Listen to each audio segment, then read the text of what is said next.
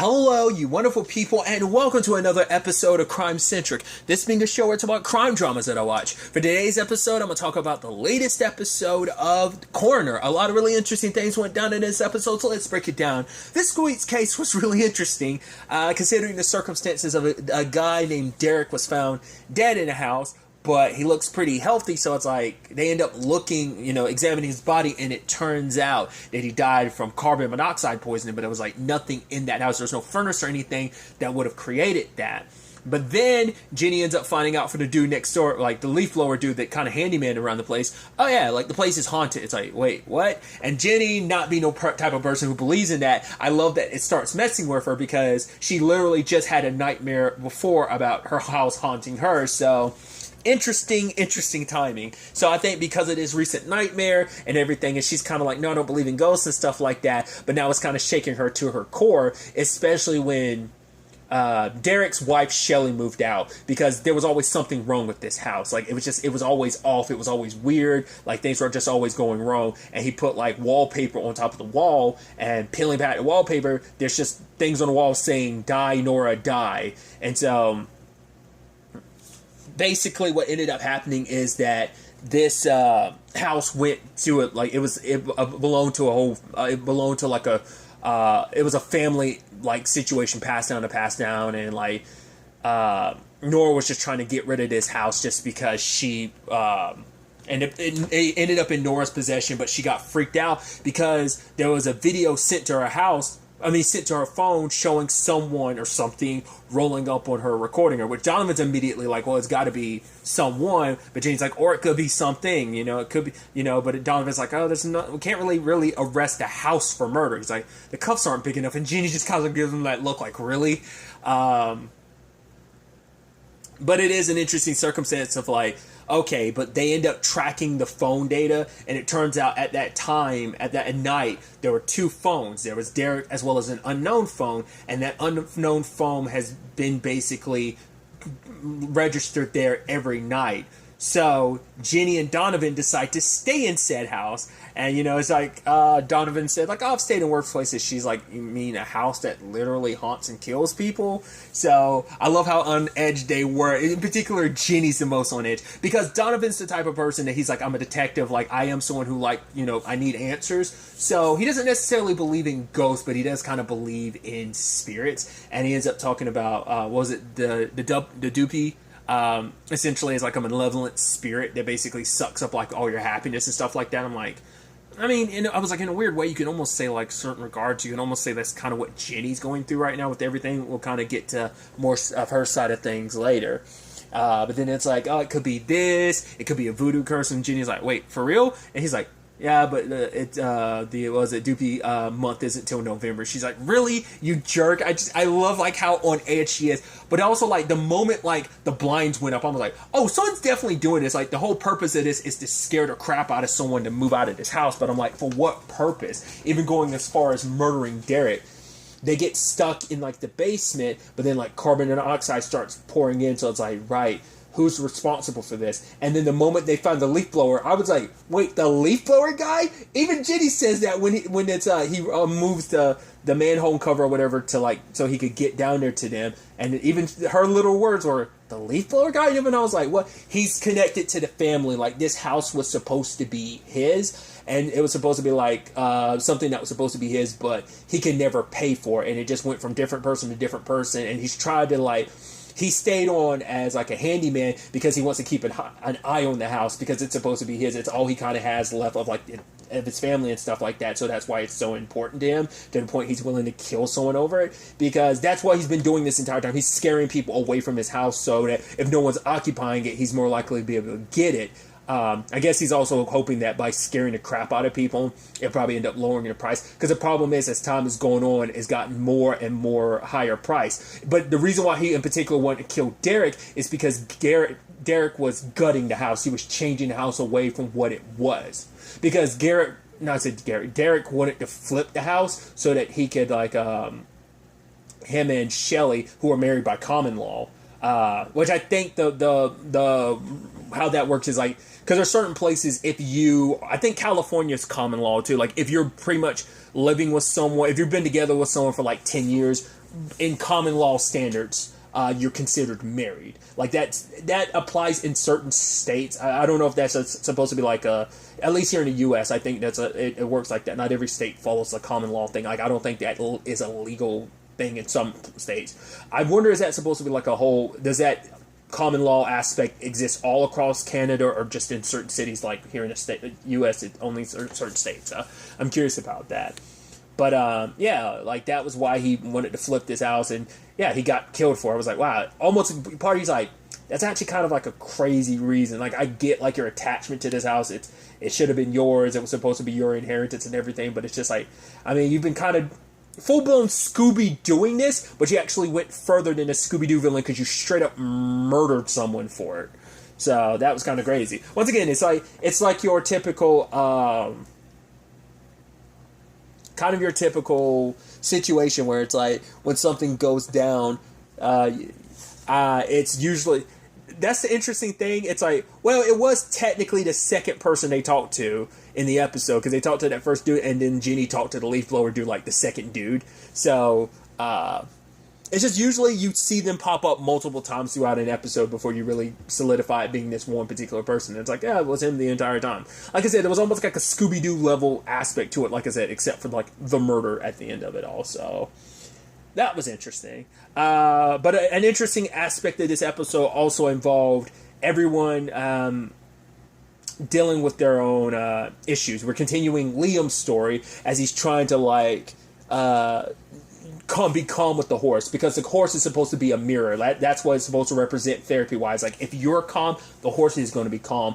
But the horse keeps getting a little agitated with Liam because he's agitated as well, and it can feel it and sense it.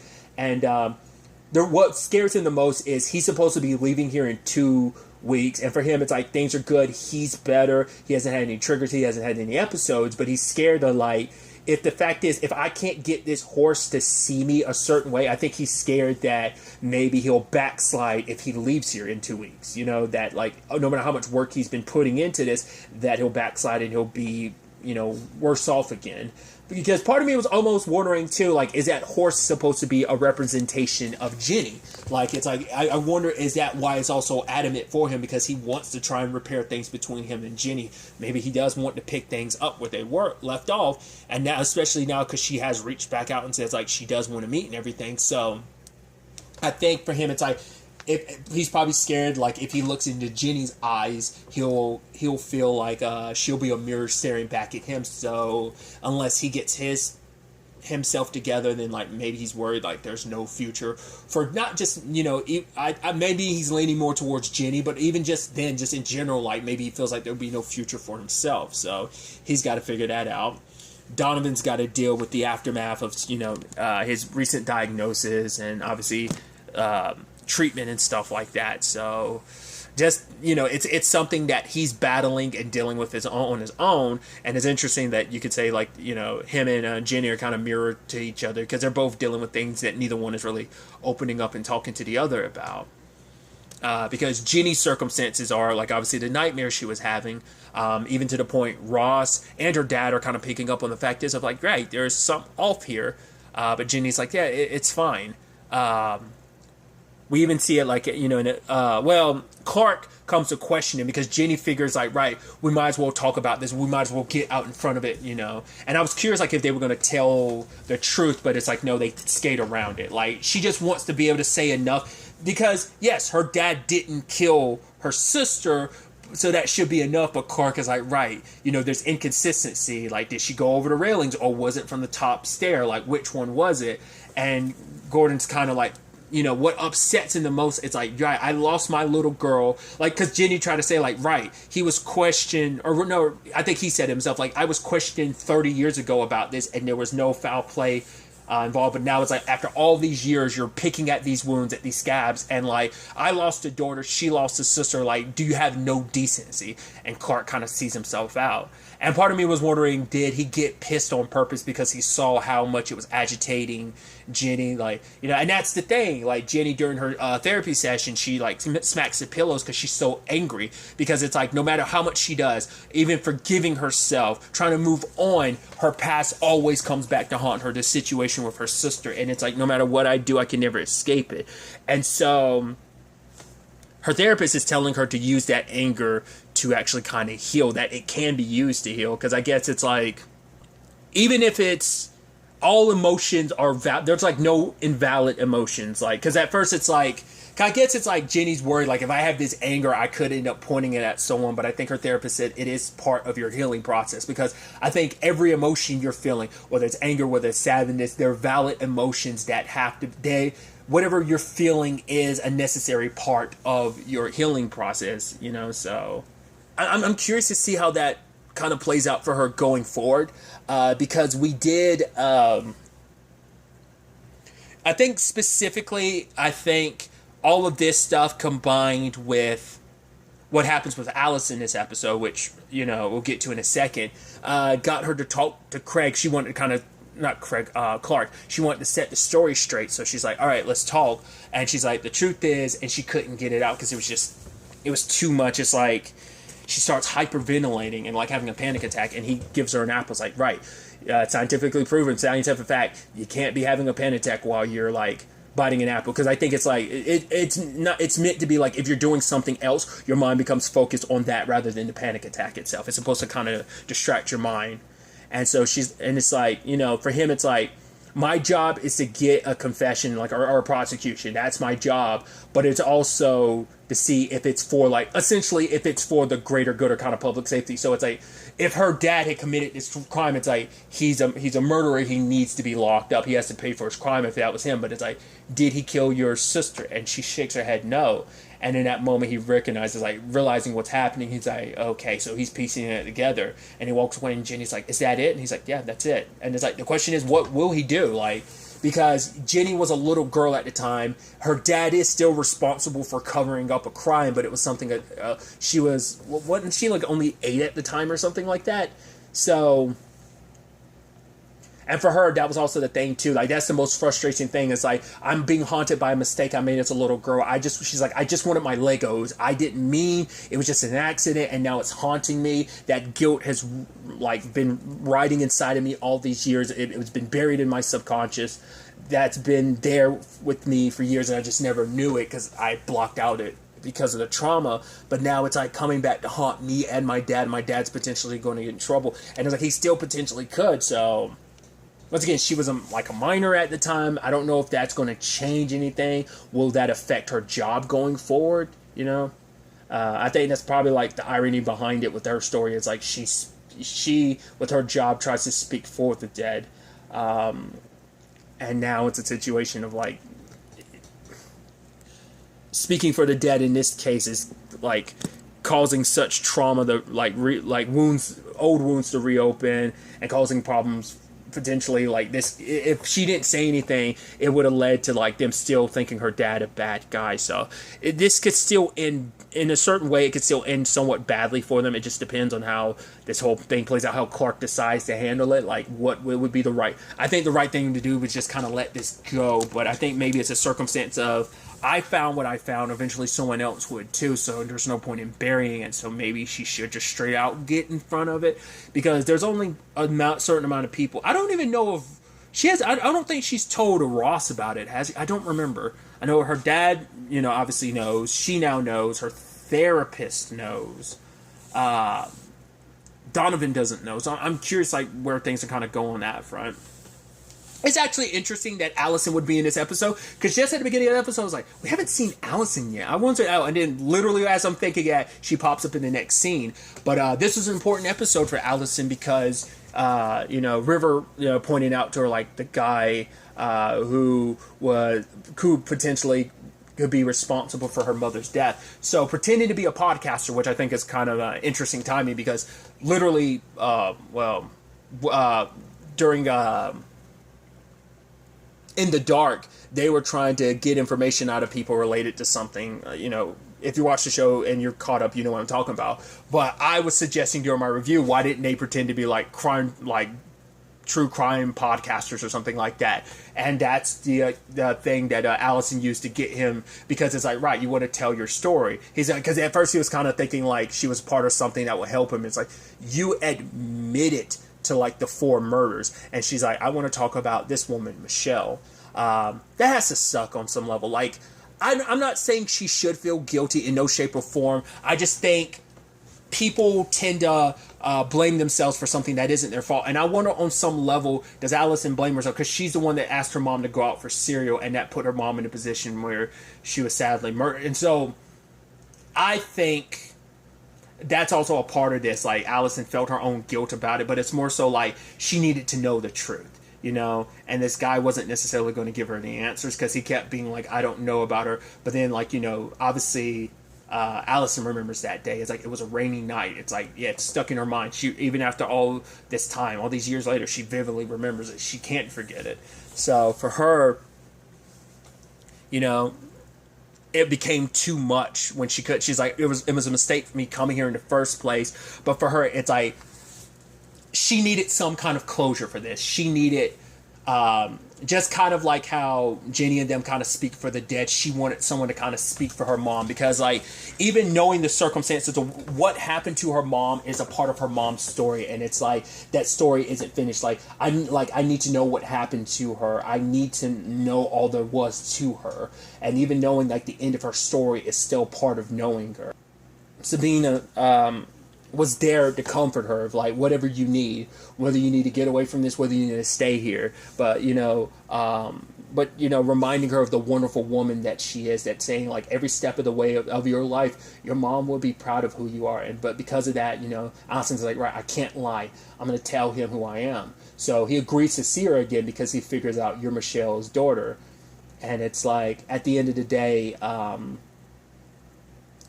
he's kind of like, don't you want to know what happened to your mom? And she's like, I know what happened to my mom. She saw me every step of the way. She saw me graduate. She saw me with my first girlfriend. She was there when my child was born, and she is here with me now. Like, for her, that's what's more important. That the fact is, regardless of what, your story is, I have my own story. Your story is yours, and you can keep it to yourself, because I have my story. That my mom might be gone, but she was proud. I know that she is by my side every step of the way. She has never left my side. She is still with me today, and I will carry her with me and by my side the entire time. And I don't need you, because it's almost like she needed the closure to get close to her mom. But it's like, I don't need to be close to my mom and hearing what you did, or it's like, no.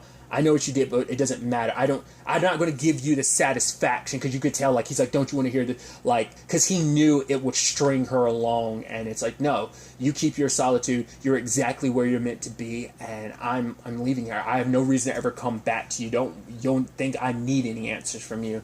My mom is with me, beside me every step of the way, So I thought that was kind of a beautiful, giving him, taking kind of back to power herself, and just kind of being like, no, like, not giving him any power over her or her mom in that regard, But ultimately, it does make Allison decide to leave, because for her, it's like, she doesn't want to just speak for the dead anymore. She wants to speak for the living, and she feels like that's where she's supposed to be. And Jenny is like, I agree, It's going to suck. It's like, how am I going to manage without you? She's like, you've got a whole team behind you that trusts you. You just got to start trusting yourself more. So I think, like I said, all that I think is what sparked her talking to Clark later. So I'm wondering, is Jenny going to get a new assistant? I was wondering if, well, maybe that's something we could see in the next episode or something. It's whether or not Allison, like, made sure, like, oh, I left some people names behind that could lead to you. You could to be your new assistant, which once again, it's just kind of think of like, wow, like, just when I was thinking like, oh, I haven't seen Allison, I wonder if she not, like, did she kind of leave the show technically, like, in between seasons? Like, oh no, here's our episode. Oh, she's in this episode. Oh, it's her last episode, but it's, Jenny did say, like, if you ever want to come back, you can. So maybe that's kind of supposed to be like, both in, like, behind the camera but in front of the camera type of thing of like, right, it's said that for the character, but also the actress who plays Allison, that, like, obviously the door is always open for you to come back anytime type of thing. I don't know. But I think it was kind of a necessary part of her story. Like, I think it's important that this is the closing chapter of her story for now. I mean, that doesn't mean there won't be potential paths crossed in the future and stuff like that. But, yeah, a lot of interesting things. I'm really curious to ultimately see where all of this ends up taking us going forward into the next episode. But really, that's all I'm going to talk about. Till the next time we meet, be happy, be safe, live life to the fullest, and enjoy it. Good day, and goodbye.